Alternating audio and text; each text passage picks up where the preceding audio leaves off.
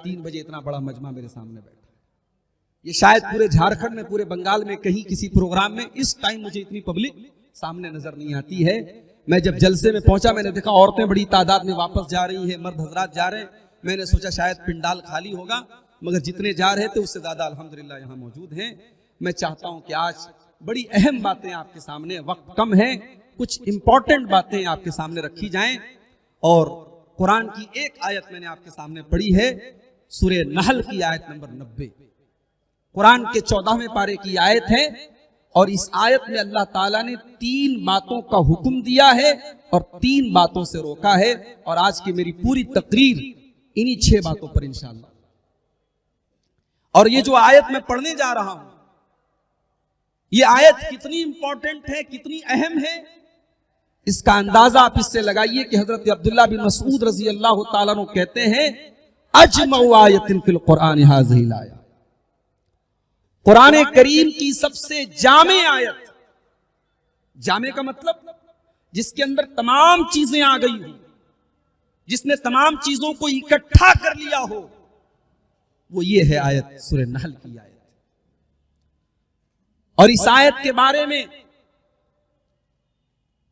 हजरत सुफियान इब्न उयैना कहते हैं कि कुरान करीम की कोई और आयत ऐसी नहीं है जिसमें तमाम भलाइयों को इकट्ठा कर दिया गया हो और तमाम बुराइयों से रोक दिया गया हो। अगर ऐसी कोई आयत है तो यही आयत। आइए पहले आयत का तर्जमा देखते हैं, फिर बात को आगे बढ़ाते हैं। इन्नल्लाह यअमुरु बिल अदली वल इहसानी व ईताइ ज़िल कुर्बा व यन्हा अनिल फहशाई वल मुनकरि वल बगी यइज़ुकुम लअल्लकुम तज़क्करून। अल्लाह ताला तुमको 3 बातों का हुक्म देता है। नंबर 1, अल्लाह ताला तुम्हें अदल का हुक्म देता है, वल एहसान, और एहसान का हुक्म देता है, व ईताइ ज़िल कुर्बा, और रिश्तेदारों को देने का हुक्म देता है। और 3 चीजों से अल्लाह ताला मना करता है, अनिल मुनकर, बुराई से, वल फाशा, फहश कामों से, वल बगी, और जुल्म और ज्यादती करने से। यइज़ुकुम लअल्लकुम तज़क्करून, अल्लाह ताला तुमको नसीहत कर रहा है ताकि तुम समझ जाओ। गोया इस आयत में अल्लाह ताला ने नसीहत की है। भाई कोई बड़ा है, कोई बुजुर्ग है, बच्चे को नसीहत, जब बच्चे को यह कह करके कोई बात बताता है, देख बेटा मैं नसीहत कर रहा हूं, तो बच्चे के कान खड़े हो जाते हैं। उस्ताद जब शागिर्द से कहता है कि देखो बच्चों मैं तुम्हें एक नसीहत कर रहा हूं, तो शागिर्दों के कान खड़े हो जाते हैं कि हमारे उस्ताद हमें नसीहत कर रहे हैं। यहां कोई उस्ताद नसीहत नहीं कर रहा है, कोई टीचर नसीहत नहीं कर रहा, हमारा रब, हमारा परवरदिगार, हमारा अल्लाह हमें नसीहत कर रहा है। और 3 बातों का अल्लाह हुक्म दे रहा है। इन्नल्लाह यअमुरु बिल अदली, अल्लाह ताला तुमको अदल का हुक्म देता है। अदल का मतलब, अदल का मतलब होता है हकदार को उसका हक दे देना। जिसका जो हक है उसको उसका हक दिया जाए। मां का हक मां को दिया जाए, बाप का हक बाप को दिया जाए, बीवी का हक बीवी को दिया जाए, बच्चों का हक बच्चों को दिया जाए, पड़ोसी का हक पड़ोसी को दिया जाए, रिश्तेदार का हक रिश्तेदार को दिया जाए। जितने हुकूक हैं इस एक लफ्ज के अंदर आ गए। अल्लाह ताला कह रहा है कि हम तुम्हें हुक्म देते हैं अदल का। और अदल का एक और मतलब होता है इंसाफ, जिसको हिंदी में कहते हैं न्याय, इंग्लिश में कहते हैं जस्टिस। अल्लाह ताला तुमको हुक्म देता है इंसाफ का। ना इंसाफी मत करो, अन्याय मत करो। लोग कहते हैं ना प्यार में और जंग में सब जायज है। वो कौन लड़का था जिसने अपनी महबूबा का कत्ल कर दिया था? उसके 32 टुकड़े करके फ्रिज में डाल दिए थे। मोहब्बत थी, मोहब्बत नफरत में बदल गई, और नफरत में बदली तो इतनी बदली कि अपनी महबूबा के, जिसके साथ उसने हर तरीके की ख्वाहिशात को पूरा किया, उसके 32 टुकड़े करके उसने फ्रिज में रख दिए। हालांकि इस तरीके के वाकयात हिंदुस्तान में और भी होते हैं, मगर जहां मुसलमान का नाम आ जाता है तो मीडिया वालों को तो मसाला मिल जाता है। तो ये उसूल है लोगों का कि प्यार में और जंग में सब जायज है। इस्लाम का ये उसूल नहीं है। इस्लाम कहता ना प्यार में सब जायज है, ना जंग में सब जायज है। प्यार में भी आप नाजायज कोई काम नहीं करेंगे।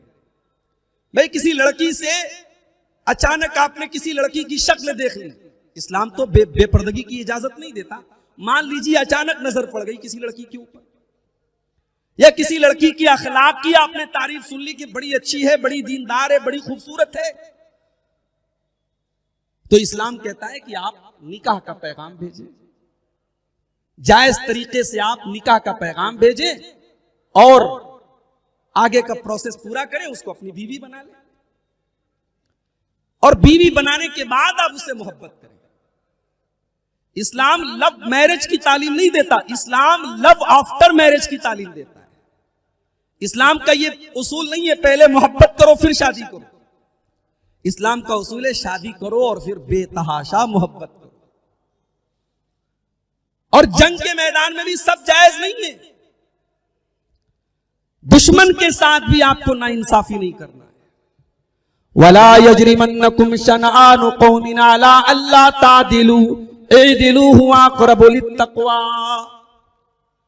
ऐ मुसलमानों, अगर तुम्हारी किसी के साथ दुश्मनी है तो दुश्मन के साथ भी तुम्हें नाइंसाफी नहीं करना है, अन्याय नहीं करना है। जिसने तुम्हारे साथ जुल्म किया है उसी से तुम्हें बदला लेना है। पूरी कौम से बदला नहीं ले सकते, पूरी कम्युनिटी से बदला नहीं ले सकते।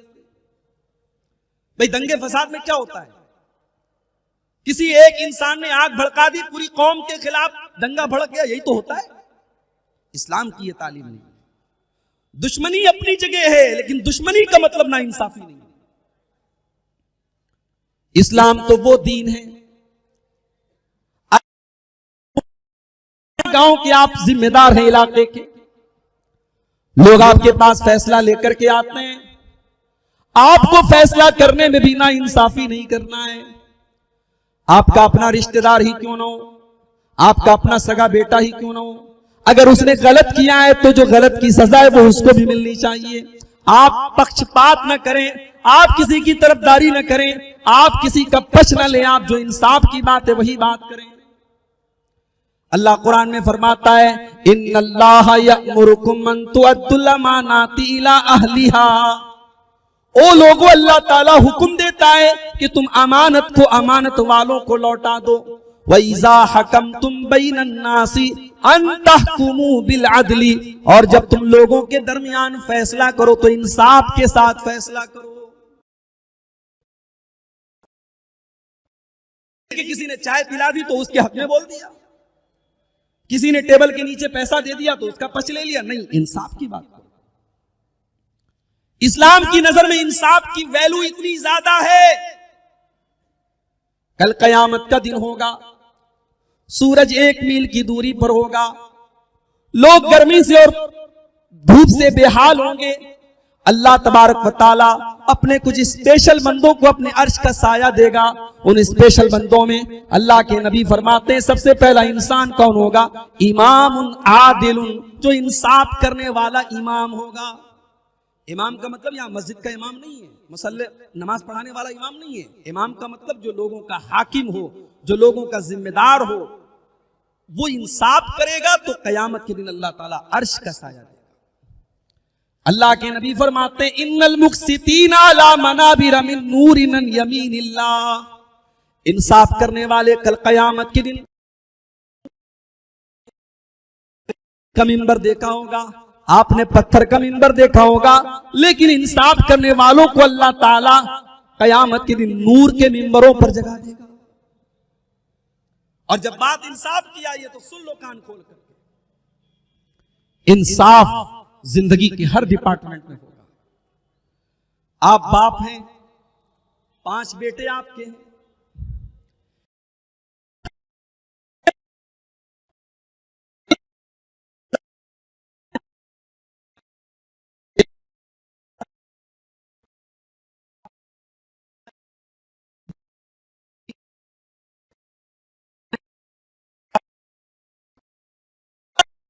किया और एक लड़के को आपने ज्यादा दे दिया, एक लड़के को कम दे दिया, तो ये भी बहुत बड़ी नाइंसाफी है और अल्लाह ताला इसको माफ नहीं करेगा।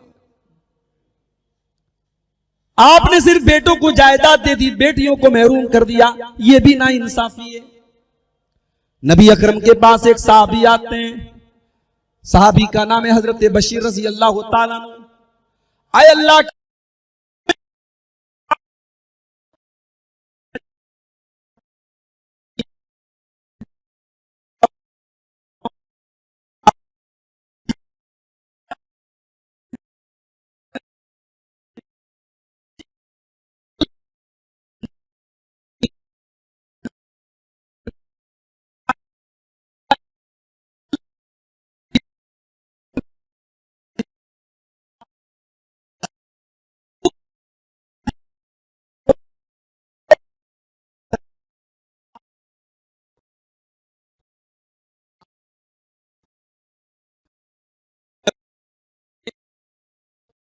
चोरी करती है। औरत का ताल्लुक बहुत बड़े खानदान से, बनु मखजूम से है।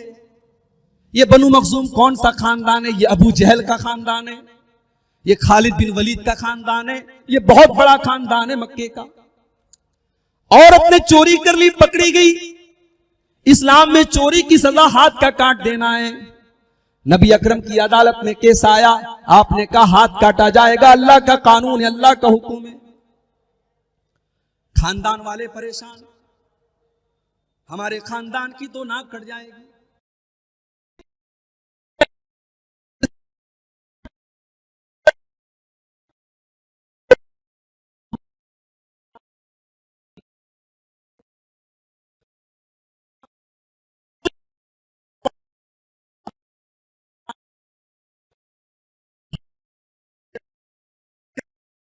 कर दिया जाए, हमारे खानदान की इज्जत का मामला है। ऐ ओसामा, आप अल्लाह के नबी से सिफारिश कर दीजिए।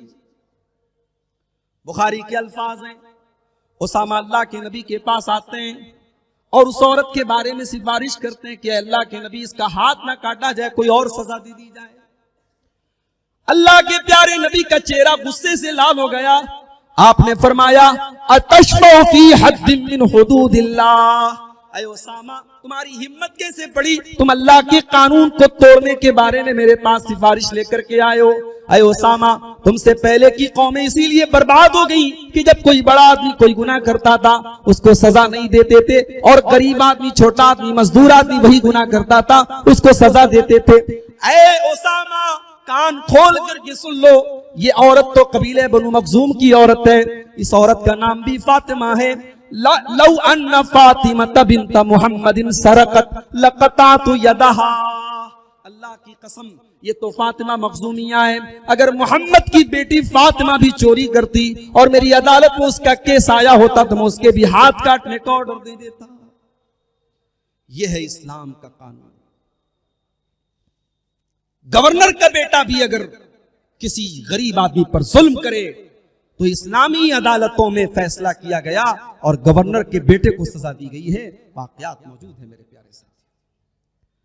इन्नल्लाह यअमुरु बिल अद्ल, अल्लाह ताला तुमको इंसाफ करने का हुक्म देता है, अदल करने का हुक्म देता है।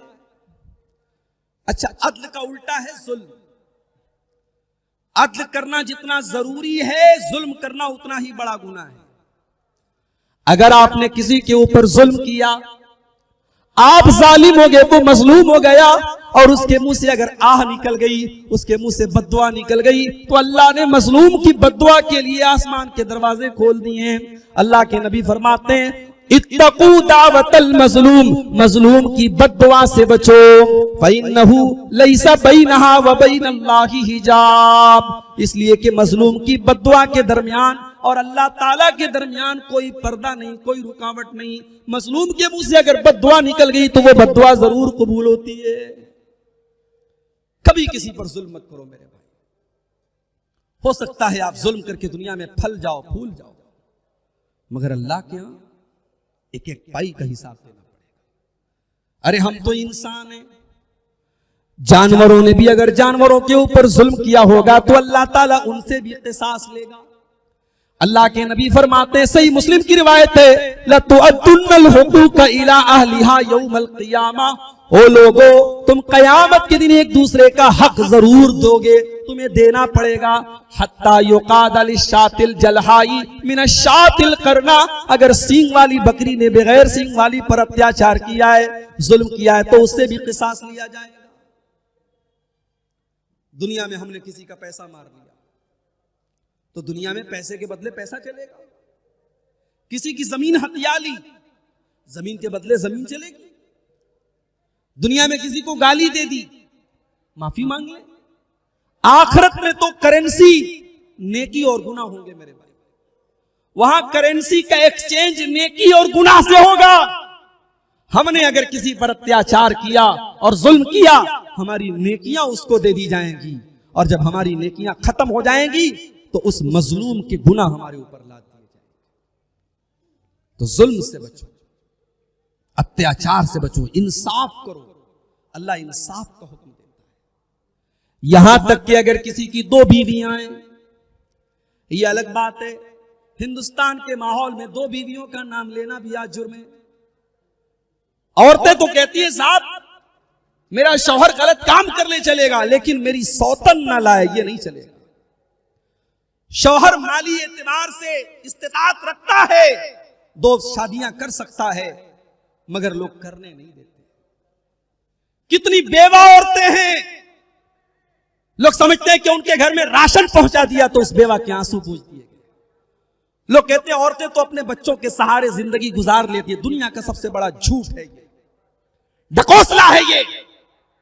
जिस तरीके से मर्द को औरत की जरूरत है, औरत को मर्द की जरूरत है। 30 साल की, 35 साल की, 40 साल की औरत बेवा हुई, समाज में कोई निकाह करने वाला नहीं।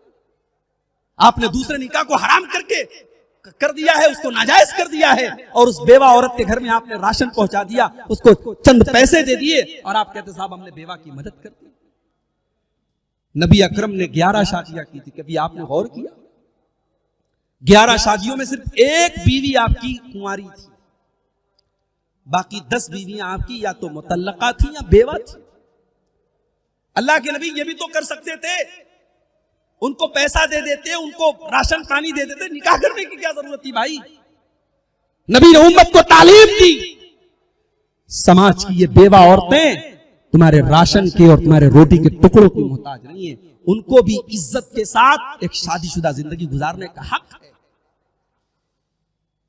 इसीलिए अल्लाह के नबी फरमाते हैं, मन कान लहू इमरातान, जिसकी 2 बीवियां हो, फमाल इला अहदिहिमा, अगर 2 बीवियों में से किसी एक बीवी की तरफ उसका झुकाव ज्यादा है, एक से ज्यादा शादी की इजाजत है, मगर इस कंडीशन के साथ कि आपको इंसाफ करना है। अगर एक बीवी के साथ, मैंने हैदराबाद में देखा, बहुत सारे केस आए मेरे सामने, शौहर सऊदी अरब में रहता है, एक बीवी को वहां लेके रहता है, एक बीवी यहां रहती है। पहली बीवी यहां है जिसके 4-4 बच्चे हैं, और दूसरी बीवी कम उम्र की लड़की से शादी करके उसको सऊदी लेके चला गया। ये जुल्म नहीं है? ये जुल्म है। दूसरी शादी करें आप तो दोनों का बराबर। अल्लाह के प्यारे नबी को देखिए, अल्लाह के नबी अपनी बीमारी के अय्याम में, अपने आखिरी दिनों में, आप उस वक्त भी ये चाहते थे कि हजरत आयशा के घर में आप अपने दिन गुजारें, मगर बीवियों की आपने बारी मुकर्रर करके रखी थी। तो जब तक आपने बीवियों से इजाजत नहीं ले ली, तब तक आपने अम्मा आयशा के घर में अपने दिन नहीं गुजारे। आपने बाकायदा इजाजत मांगी, आपने ख्वाहिश का इजहार किया, और बीवियों ने इजाजत दी। तब अल्लाह के प्यारे नबी ने अपनी बीमारी के आखिरी अय्याम हजरत आयशा के घर में गुजारे। इसलिए अल्लाह के नबी फरमाते हैं, अगर किसी की 2 बीवियां हैं और उसने एक के साथ अगर ना इंसाफी कर दी, तो जा यौमल क़ियामती व शिक़्क़ुहु माइलुन, क़यामत के दिन वो इस हाल में आएगा कि उसका एक तरफ का जो बदन होगा वो झुका हुआ होगा, एक तरफ का उसका बदन झुका हुआ होगा। दूर से पहचान में आ जाएगा कि ये अपनी बीवी के साथ ना इंसाफी करने वाला। तो अल्लाह ताला इंसाफ का हुक्म देता है मेरे भाई। और आगे बढ़िए, वल इहसान, और दूसरी चीज यह है कि अल्लाह ताला एहसान का हुक्म देता है। एहसान का मतलब क्या होता है? एहसान का 4 मतलब होता है। एहसान का पहला मतलब, आप जब भी कोई नेकी करें, कोई भी अमल करें, नमाज पढ़े, रोजा रखें, तिलावत करें, सदका खैरात करें, आपकी नेकी का मकसद सिर्फ और सिर्फ अल्लाह को राजी करना हो। आपने बरहेट के मदरसे में 1 लाख रुपया चंदा दिया, मकसद यह था कि मैं अल्लाह के दीन के लिए और इल्म दीन की राह में मैं ये पैसा दे रहा हूं, अल्लाह को राजी करना है, तब तो आपकी नेकी अल्लाह के यहां कबूल होगी। और अगर मकसद यह है कि समाज और गांव में मेरी तारीफ और मेरे चंदे का नाम लिया जाए, तो ये इखलास के खिलाफ है। एहसान का ये पहला मतलब है कि आपके अंदर इखलास हो।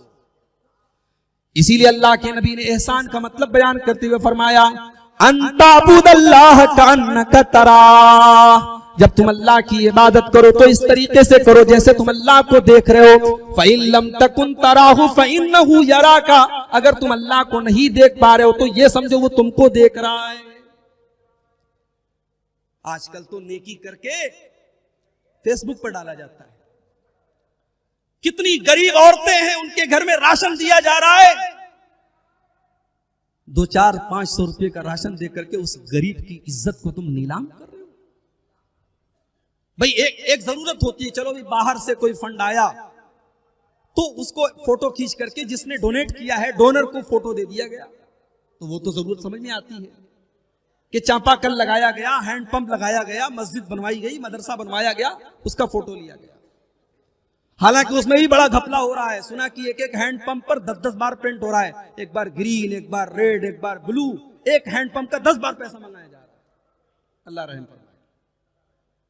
लेकिन आप किसी गरीब की मदद करके उसका फोटो लेकर के फेसबुक पर डाल रहे हैं, यूट्यूब पर डाल रहे हैं, उस गरीब की इज्जत को नीलाम कर रहे हैं। यह मुनासिब नहीं है मेरे भाई। एहसान यह है कि तुम अल्लाह की इबादत इस तरीके से करो जैसे तुम अल्लाह को देख रहे हो। और एहसान का दूसरा मतलब, एहसान का दूसरा मतलब यह है कि आप सबके साथ भलाई करें। सबसे पहले तो आप अपने नफ्स के ऊपर भलाई करें, अपनी जात के ऊपर भलाई करें, आप गुनाहों से बचें। जब एक इंसान गुनाह करता है, अपने नफ्स के ऊपर जुल्म करता है, अत्याचार करता है। इसीलिए हमारे बाप आदम ने, हमारी माँ हव्वा ने, जब उनसे गलती हुई थी, उन्होंने जो दुआ की थी, क्या दुआ की थी? रब्बना ज़लमना अनफुसना व इल्लम तगफिर लना व तरहमना लनकूनन्ना मिनल खासिरीन। ऐ हमारे परवरदिगार, हमने अपनी जान के ऊपर जुल्म किया है और अगर तूने नहीं बख्शा, तूने रहम नहीं किया तो हम खजारा उठाने वालों में से हो जाएंगे। तो सबसे पहले अपनी जान पर आप एहसान कीजिए।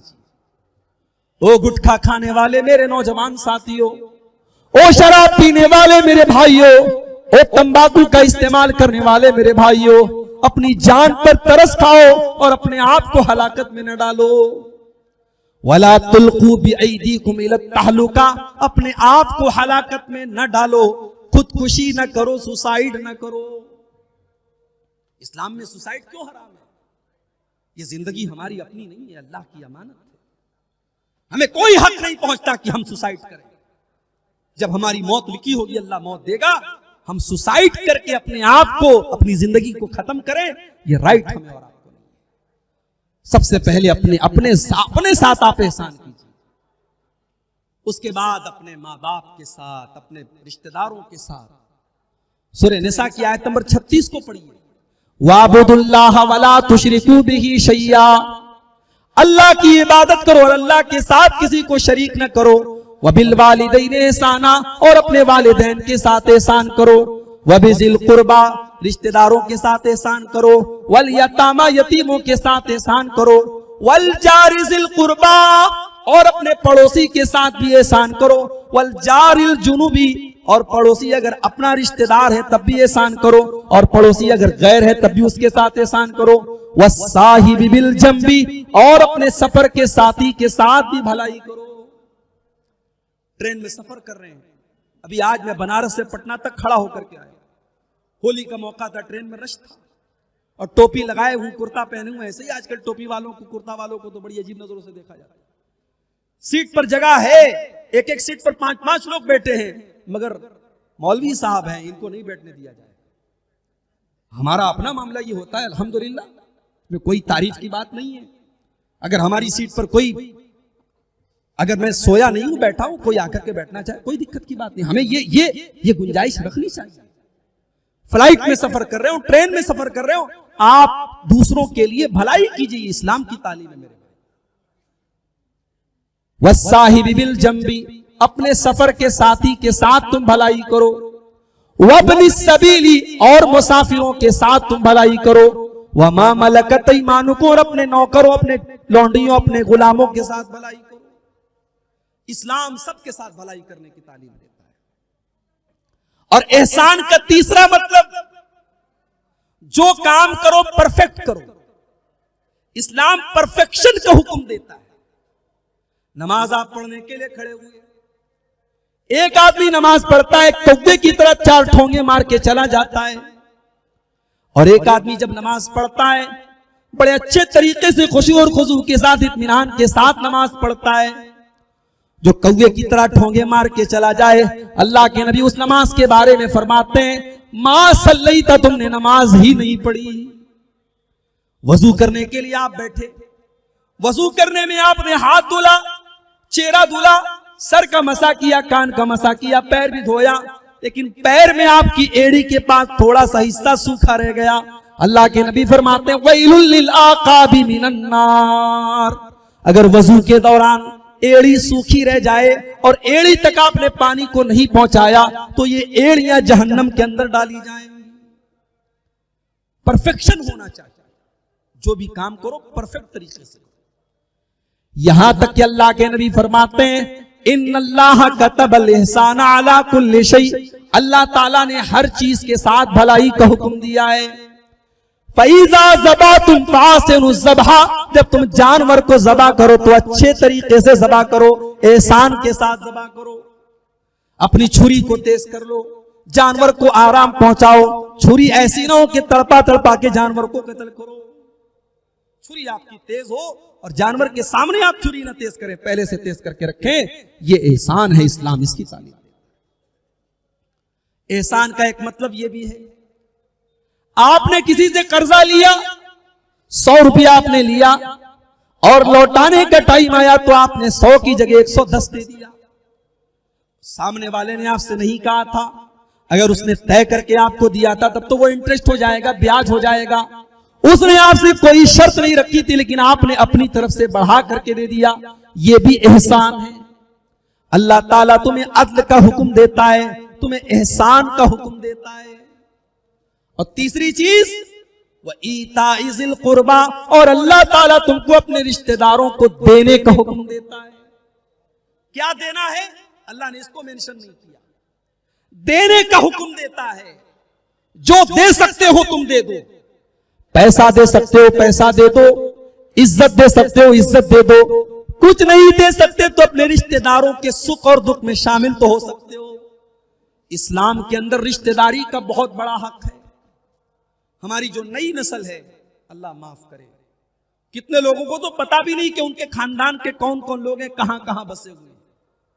एक आदमी बरहेट में रहता है, उसके कुछ रिश्तेदार ललमटिया में है, कुछ रिश्तेदार कदमा में है, कुछ कहीं है कुछ कहीं है। उसको मालूम भी नहीं कि हमारे रिश्तेदार कहां। खास तौर से जो बड़े बड़े शहर है, मुंबई वगैरह में, जहां फ्लैटों में लोग रहते हैं, एक बिल्डिंग में 20-20 मंजिल है और हर मंजिल पर 4-4 फ्लैट हैं, लेकिन एक फ्लैट वाले को अपने बाजू वाले की कोई खबर नहीं होती। इस्लाम इसकी तालीम नहीं देता मेरे भाई। आप अपने रिश्तेदारों का ख्याल रखिए। वो आतिज़ल कुर्बा हक़्क़हू, अल्लाह कहता है कि अपने रिश्तेदार को तुम उसका हक दो।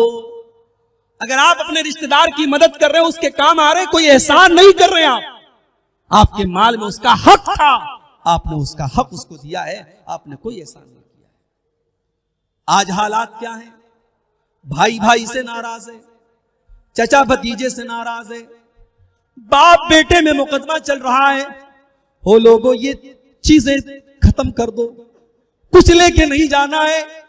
एक हादसा आएगा और आपको दुनिया से दूर कर देगा, एक बीमारी आएगी और आपको अल्लाह के पास लेके चली जाएगी। 4 दिन की जिंदगी है, अपनी जात के जरिए दूसरों का जो भला कर सकते हो भला करके इस दुनिया से जाओ। रिश्तेदारों के साथ अच्छा सलूक करो, रिश्तेदारों से रिश्ता तोड़ने की कोशिश न करो। आप हर खुतबे में सूरह निसा की पहली आयत सुनते होंगे, वत्तकुल्लाहल्लज़ी तसाअलून बिही वल अरहाम। ओ लोगो, तुम अल्लाह से डरो, इसका नाम लेकर के तुम एक दूसरे से सवाल करते हो, और रिश्तों को काटने से, रिश्तों को तोड़ने से डरो। रिश्ता तोड़ने वाला जन्नत में नहीं जाएगा। अल्लाह के नबी फरमाते, ला यदखुलुल जन्नत कातिउन, रिश्ता तोड़ने वाला जन्नत में नहीं जाएगा। रिश्तेदारों के साथ अच्छा सलूक करो। बुखारी के अल्फाज हैं, अल्लाह के नबी फरमाते हैं, मन अहब्बा युनसा लहू फी असरिही व युबसत लहू फी रिज़्क़िही फलयसिल रहीमा। जो ये चाहता है कि उसकी उम्र को बढ़ा दिया जाए, उसकी उम्र तो 30 साल थी, अगर वो ये चाहता है कि 35 साल हो जाए, उसकी रोजी तो 1 लाख थी, अगर वो चाहता है कि 1 करोड़ हो जाए। मैं मिसाल दे रहा हूं, अल्लाह के नबी फरमाते हैं, अगर उम्र बढ़ाना चाहते हो, अगर रोजी बढ़ाना चाहते हो, तो अपने रिश्तेदारों के साथ अच्छा सलूक करो। अच्छा, यहां पर एक सवाल पैदा होता है, भाई अब्दुल गफ्फार साहब की उम्र अल्लाह ताला क्या तकदीर में लिखी है कि ये मिसाल के तौर पे 40 साल 50 साल जिंदा रहेंगे। अब अगर मैं अपने रिश्तेदार के साथ भलाई करता हूं तो मेरी उम्र कैसे बढ़ जाएगी? तकदीर तो लिखी जा चुकी है, तकदीर तो फाइनल है। तो ये बात नोट कर लीजिए कि तकदीर के अंदर अल्लाह ताला ने यह भी लिखा है कि अगर ये अपने रिश्तेदारों के साथ भलाई करेगा तो इसकी उम्र को एक्सटेंड कर दिया जाएगा, नहीं करेगा तो एक्सटेंड नहीं किया जाएगा। यह भी हमारी तकदीर में मेंशन कर दिया गया है। और यही मतलब है इस हदीस का कि जो चाहता है कि उसकी उम्र बढ़ा दी जाए और उसकी रोजी को बढ़ा दिया जाए, वो अपने रिश्तेदारों के साथ अच्छा सलूक करे। मेरे नौजवान साथियों, अपनी मां से और अपने बाप से पूछा करो कि हमारे रिश्तेदार कौन कौन हैं, और अपने रिश्तेदारों के सुख दुख में शामिल हुआ करो। अल्लाह के नबी फरमाते हैं, तअल्लमू मिन अंसाबिकुम मा तसिलून बिही अरहामकुम। अपने रिश्तेदारों को पहचानो ताकि तुम उनके साथ सिला रहमी करो, उनके साथ रिश्तों को जोड़ा करो, इसलिए कि इससे खानदान में मोहब्बत बढ़ती है और माल में बरकत होती है, उम्र में बरकत होती है। तो रिश्तेदारों को देने का हुक्म दिया अल्लाह। 3 चीजें हो गई पॉजिटिव। अब आ जाइए 3 चीजों से अल्लाह मना करता है। वयनहा अनिल फाशाई वल मुनकरी इन्नल्लाह यअमुरु बिल अदलि वल इहसानि व ईताइ ज़िल कुर्बा वयनहा अनिल फाशाई वल मुनकरी वल बग़ी यइज़ुकुम लअल्लकुम तज़क्करून। अल्लाह ताला तुमको मना करता है, रोकता है फाहशा से। फाहशा किसको कहते हैं? फाहशा कहते हैं ऐसी बुराई को जिसके अंदर बेहयाई पाई जाए। फहश का मतलब होता है जो चीज जाहिरी तौर पर ही लग रही हो कि ये गलत है। मुनकर का मतलब बुरी चीज, और फहशा का मतलब जिसका ताल्लुक अखलाकी बुराई से हो, जिसके अंदर वल्गैरिटी पाई जाती हो। अल्लाह ताला मुनकर से भी तुम्हें रोकता है और फहशा से भी तुम्हें रोकता है। आज आप देख लीजिए समाज का क्या हाल है। रोजाना मेरे पास व्हाट्सएप पर खबरें आती हैं, कभी लखनऊ से खबर आ रही है, कभी कलकत्ता से आ रही है, कभी दिल्ली से आ रही है, कभी मुंबई से आ रही है। कितनी मुसलमान लड़कियां जो कॉलेजों और यूनिवर्सिटीज में पढ़ती हैं, नाम है सानिया, नाम है शबाना, नाम है रेहाना, और किसी सुरेश और रमेश और संजय के साथ उनका चक्कर चल रहा है, और उनके साथ फिर भाग करके वो शादी करती हैं, और फिर उनके धर्म के अंदर जा करके वो उनके मजहब को कबूल कर लेती हैं। ये हालात है आज हमारी कौम के, और हम सोए पड़े हैं मेरे प्यारे साथी। अपनी बच्चियों का ख्याल रखो मेरे भाइयों, अपनी बेटियों को पढ़ाओ, उनको तालीम दो, मगर उनको ये शऊर भी दो कि कोई प्यार और मोहब्बत के नाम पर उनको अपने जाल में ना फंसा सके। और मेरा तजर्बा ये कहता है, जिन लड़कियों को घर में प्यार नहीं मिलता, माँ का प्यार नहीं मिलता, बाप का प्यार नहीं मिलता, उन लड़कियों के इस तरीके के जाल में फंसने के चांसेस ज्यादा होते हैं। मेरे नबी ने तो ये तालीम दी है कि बेटियों को प्यार दिया जाए, बेटियों को मोहब्बत से पाला जाए, और बेटियों के जायज शौक और अरमान को पूरा किया जाए। अल्लाह के प्यारे नबी फरमाते हैं, मन आला जारियतैनी हत्ता तबलुगा जा यौमल क़ियामति अना व हुवा कहातैन। आपने अपनी दोनों उंगलियों से इशारा करके फरमाया, जिसने 2 लड़कियों की परवरिश की और यहां तक कि वो लड़कियां जवान हो गईं, तो उन दोनों लड़कियों का बाप कयामत के दिन मेरे साथ रहेगा। और इस तरीके से आपने अपनी दोनों उंगलियों को दिखाया। जब मुझे तीसरी बेटी पैदा हुई और जब मैंने सोशल मीडिया पर यह खबर डाली कि मुझे तीसरी बच्ची पैदा हुई, तो बाज लोगों ने कहा, मौलवी साहब आपका तो रिजर्वेशन हो गया, जन्नत तो पक्की होगी आपकी। मैंने कहा भाई ऐसी बात नहीं कहनी चाहिए, शर्तें हैं उसके अंदर। ठीक है, बेटियों की परवरिश पर जन्नत की बशारत दी गई, मगर अल्लाह के नबी ने यह भी कहा कि बेटी बहुत बड़ा इम्तिहान है। आपने फरमाया, मन इब्तुलिया मिन हाज़िहिल बनाति शैअन कुन्न लहू सित्रम मिनन नार। जिसको अल्लाह ताला ने बेटी देकर के आजमाया और इस इम्तिहान में वो खरा उतर गया, वो बेटियां अपने माँ बाप के लिए जहन्नम से बचने का जरिया बन जाएंगी। और आज बेटियों की परवरिश इम्तिहान बन चुकी है। आज अगर कोई चाहे कि अपनी बेटी को डॉक्टर बनाए, हमारे पास कोई ऐसा मेडिकल कॉलेज नहीं है जहां सिर्फ लड़कियां पढ़ती हों। और आज जब मेडिकल की तालीम होगी और लड़के लड़कियां साथ में पढ़ेंगे, तो जाहिर है कि शरई उसूलों और इस्लामी कानून की धज्जियां वहां उड़ेंगी। और आज आप देखिए हॉस्टलों का क्या माहौल है। आज चाह करके भी बहुत सारे लोग अपनी बेटियों को आला तालीम नहीं दिला सकते मेरे प्यारे साथियों। और मुझे कहने दीजिए, बहुत बड़ी नेमत है आपके इलाके में बरहेट का ये मदरसा, बहुत बड़ी नेमत है वो तमाम इदारे इस इलाके के जहां लड़कियां आलिमा बन रही हैं। मगर मुझे एक बात कहने की इजाजत दीजिए कि आलिमा बनाने के बाद भी इन लड़कियों का कि इल्म का हम क्या यूज कर रहे हैं, इस पर भी हमें गौर करने की जरूरत है। मैंने महसूस किया है कि लड़कियों को आलिमा बना दिया, मकसद सिर्फ यह है अच्छा रिश्ता मिल जाए। रिश्ता लेने मांगने वाले आए तो हम कह सके हमारी लड़की ने बरहेट से आलिमा किया, और कोई उस इल्म का यूज नहीं है।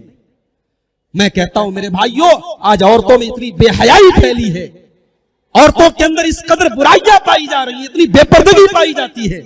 ये आलिमा लड़कियां अगर ये दावती काम करना चाहें तो आपके गांव गांव में एक अच्छा माहौल पैदा हो सकता है और घरों और खानदानों की इस्लाह हो सकती है। आपके यहां जुमा की नमाज में अगर औरतों का इंतजाम नहीं है तो इंतजाम करवाइए। कोशिश कीजिए कि जुमा के खुतबे में औरतों को जरूर लाया जाए। जलसा तो साल में एक बार होता है, लेकिन बुराई तो रोजाना मोबाइल पर देखी जा रही है। बुराई तो रोजाना मोबाइल पर देखी जा रही है। जब बुराई रोजाना देखी जा रही है तो साल में एक बार का जलसा बुराई को रोक नहीं सकता। बुराई से रोकने का तरीका भी यह है कि हम बार बार इस्लाह की कोशिश करते रहें। आप जुमा की नमाज में औरतों का इंतजाम रखिए और औरतों को भेजिए। ऐसा भी देखा गया, बूढ़ी औरतें जुमा पढ़ने जा रही हैं, जवान औरतें नहीं जा रही। क्या साहब, अरे वो मेरी बहू को खाना बनाना दो, कैसे जाएगी? जवान लड़कियां नहीं जा रही, बूढ़ी औरतें जा रही हैं। जवान लड़कियों को भी भेजिए आप।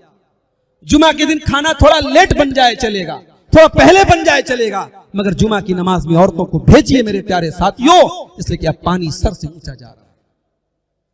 आज जो माहौल बन रहा है, हमारे नौजवान लड़के और लड़कियां अपनी उम्र के पहले बालिग हो रहे हैं। मेरे भाई 8-8 साल की बच्चियों को मैंने देखा कि इंस्टाग्राम पर 4-4 आईडी बना के रखी है उन्होंने। और गर्लफ्रेंड और बॉयफ्रेंड का कल्चर आज समाज में आम होता चला जा रहा है। नौजवान फख्र करते हैं कि मेरे इतने लड़कियों के साथ मेरे ताल्लुकात हैं। मेरे प्यारे साथियों, अल्लाह के नबी ने इस उम्मत के लिए, इस उम्मत के मर्दों के लिए सबसे खतरनाक फितना औरत को करार दिया था। मा तरक्तु फितनतन अज़र्रा अला रिजाल मिन उम्मती मिनन निसा। मैंने अपनी उम्मत के मर्दों के लिए औरत से खतरनाक कोई फितना नहीं छोड़ा है। औरत आलिमा बन जाए और मर्द आलिम बन जाए तब भी फितना है मर्द औरत के लिए। औरत अपने जमाने की सबसे नेक औरत है और मर्द अपने दौर का सबसे बड़ा मुत्तकी मर्द है।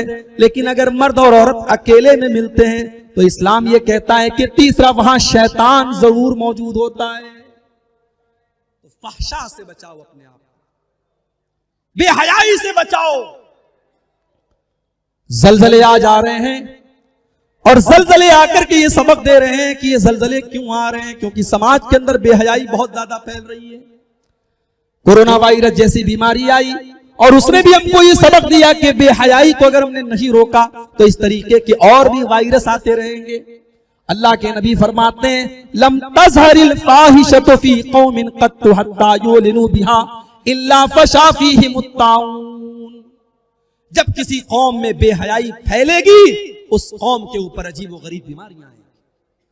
और अब तो हालात ये हो गए कि अदालतों से कानून पास हो गया कि मर्द अगर मर्द से शादी कर लेता है और औरत औरत से अगर शादी कर लेती है तो इसमें कोई गैर कानूनी चीज नहीं है।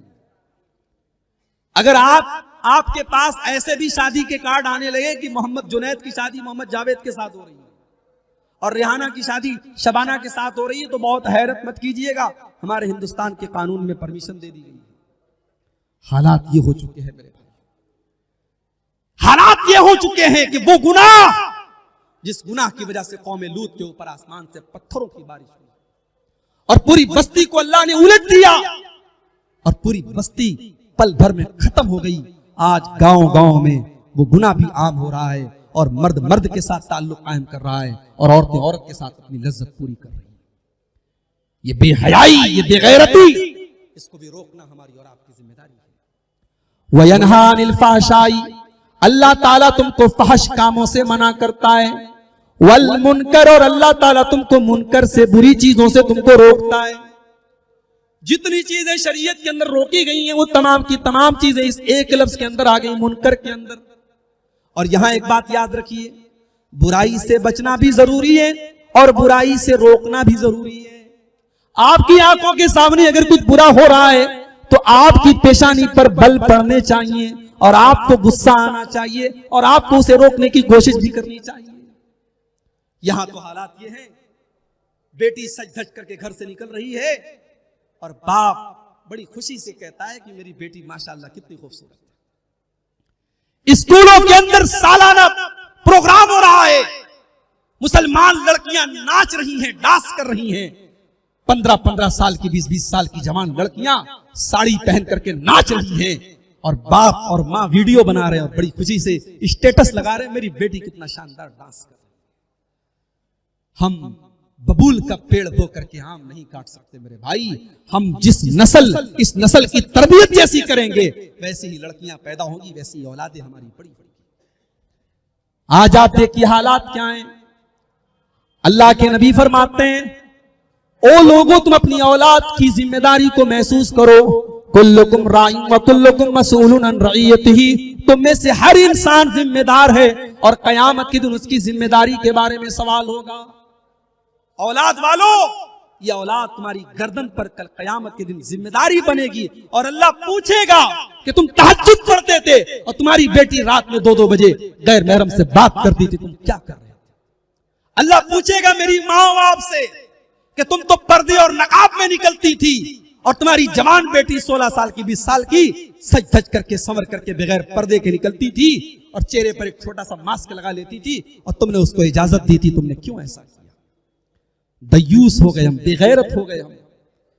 जब तक हम गैरत को अपने अंदर नहीं पैदा करेंगे समाज से बेहयाई खत्म नहीं हो सकती। इसीलिए अल्लाह के नबी फरमाते हैं, 3 लोग ऐसे हैं जिनकी तरफ अल्लाह ताला कयामत के दिन ना तो देखेगा, ना बातचीत करेगा, ना उनको गुनाहों से पाको साफ करेगा। कौन से 3 लोग? आपने फरमाया अल आक़ु लिवालिदैहि, अपने माँ बाप को सताने वाला, अपने माँ बाप को दुख देने वाला। माँ बाप को कभी दुख मत देना। 2 गुनाह ऐसे हैं जिनकी सजा अल्लाह ताला दुनिया में ही दे देता है। उसमें से एक गुनाह है उकूकुल वालिदैन, माँ बाप से रिश्ता तोड़ना। हमारे यहां ज्वाइंट फैमिली सिस्टम और उसके बाद सेपरेट फैमिली सिस्टम। ज्वाइंट का मतलब यह है कि बाप माँ देवर जेठ सब एक साथ रहें, और अलग रहने का मतलब यह है कि बाप से और माँ से कोई मतलब ना रहे। ये गलत है, दोनों सिस्टम गलत है। न ये ज्वाइंट फैमिली सिस्टम पूरी तरीके से सही है, न ये सेपरेट फैमिली सिस्टम पूरी तरीके से सही है। अगर आप शादी के बाद अपने माँ बाप से अलग भी रहते हैं तो अलग रहने का मतलब ये नहीं है कि आप उनसे कोई मतलब न रखें। मेरे भाई, माँ बाप की आंखों में कभी आंसू मत लाना, मां बाप को कभी तकलीफ मत देना।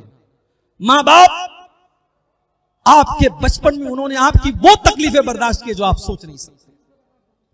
जब मां बाप ने आपकी नादानियों को और आपके रात रात भर रोने को बर्दाश्त किया है, आज 60 साल का बूढ़ा बाप अगर किसी बात पर डांट दे तो आप बुरा मत मानिए, उसने कई बार आपकी बातों को बर्दाश्त किया है। इसलिए अपने मां बाप के साथ कभी जुल्म मत कीजिए मेरे भाई।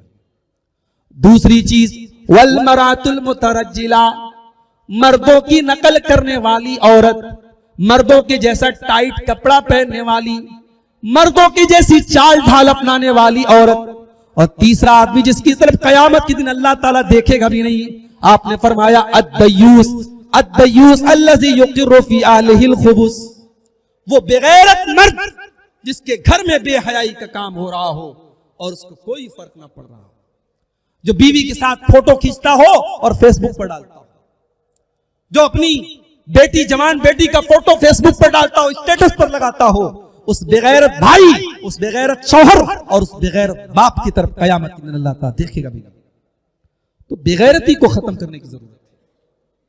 तो 3 चीजों से अल्लाह ताला मना करता है, फहशा से मना करता है, मुनकर से मना करता है, वल बगी, और तीसरी चीज अल्लाह ताला जुल्म से और ज्यादती से मना करता है। कभी किसी के साथ ज्यादती मत करो, जुल्म मत करो, किसी का हक मत मारो। किसी की जमीन आपने हथिया ली, अल्लाह के नबी फरमाते हैं मन अखज़ शिब्रम मिनल अर्ज़ी, अगर एक बालिश आपने किसी की जमीन अगर कब्जा कर ली, तुफ़िक़ यौमल क़ियामत मिन सब'i अर्ज़ीन, कयामत के दिन 7 जमीनों का तौक़ उसकी गर्दन में डाला जाएगा। कितने मुकदमे आज अदालतों में मुसलमानों के मुकदमे ज्यादा चल रहे हैं, लोग नाजायज एक दूसरे की जमीनों पर कब्जा करते हैं। मेरे भाइयों, अपने बच्चों के लिए आपने हराम की प्रॉपर्टी बना भी ली तो आपने बच्चों का फ्यूचर बनाया नहीं, बच्चों का फ्यूचर खराब किया है। हलाल कमाई अपने बच्चों को खिलाओ, अपने ईमान और तकवा को मजबूत करो, इंशाअल्लाह आपकी नेकी आपके बच्चों के काम आएगी, आपकी रातों की तहज्जुद आपके बच्चों के काम आएगी। हमने समाज में देखा है, हमारे बनारस के एक साहब कश्मीर जाते हैं, आज से 50 साल पहले का वाकया है। कश्मीर जाते हैं, साड़ी का कारोबार कर रहे थे, लाखों का माल साथ में लेकर के गए थे। एक धोखेबाज आदमी उनको मिला और उनकी साड़ी, काफी उनका माल लेकर के चंपत हो गया। हाजी साहब कश्मीर के थाने पर गए, रपट दर्ज करवाई, FIR करवाई, थानेदार को पूरा हुलिया बताया। थानेदार ने कहा हाजी साहब, हो सकता है वो कहीं निकल गया हो, दूर चला गया हो, हम तलाश तो कर रहे हैं लेकिन हमें उम्मीद नहीं है कि आपका माल मिल जाएगा। हाजी साहब ने बड़े इत्मीनान से जवाब दिया, इंस्पेक्टर साहब, मेरा माल बर्बाद नहीं हो सकता, मैं अपने माल की ज़कात निकाल चुका हूं, मैं अपने माल की ज़कात निकाल चुका हूं, मेरा माल जायज और हलाल कमाई का था, मुझे यकीन है मेरा माल बर्बाद नहीं होगा। और 24 घंटे के अंदर चोर और चोरी किया गया माल बरामद हो गया। मेरे भाइयों, हराम कभी कभी ज्यादा लगता है और हलाल कम लगता है, मगर उस हलाल के अंदर पायदारी है और हराम के अंदर बरकत नहीं है। सऊदी अरब के अंदर अगर आप हज करने गए होंगे, उम्रा करने गए होंगे, एक बहुत मशहूर कंपनी है अल बैत नाम से, आप मदीना के अंदर देखेंगे, मदीना मुनव्वरा में मस्जिद नबवी से बहुत करीब में अल बैत का रेस्टोरेंट है और वहां एक चिकन बनता है, उसको पूरा मसाला लगा करके फ्राई करते हैं, उसको अरबी में ब्रोस्त बोलते हैं। ब्रोस्त मेरे ख्याल से 12 या 15 रियाल का एक ब्रोस्त मिलता है। मैं 2017 में गया था तो मैंने खाया था। एक ब्रोस्त कोई खा ले तो पेट भर जाता है। मुझे वहां के भाइयों ने, सऊदी अरब के भाइयों ने बताया कि अल बैत कंपनी की जब शुरुआत हुई, उसके मालिक ने, जिसने उस कंपनी की शुरुआत की थी रियाज में, सऊदी अरब के शहर रियाज में, उसने ये तय किया था कि मैं जब इसको सेल करूंगा तो हर पीस में मैं 1 रियाल अल्लाह की राह में सदका करूंगा। अगर मेरा ब्रोस्त 5 रियाल का है तो 5 रियाल में से मैं 1 रियाल अल्लाह की राह में सदका करूंगा। और उसकी माल में अल्लाह ने उसकी तिजारत में बहुत बरकत दी।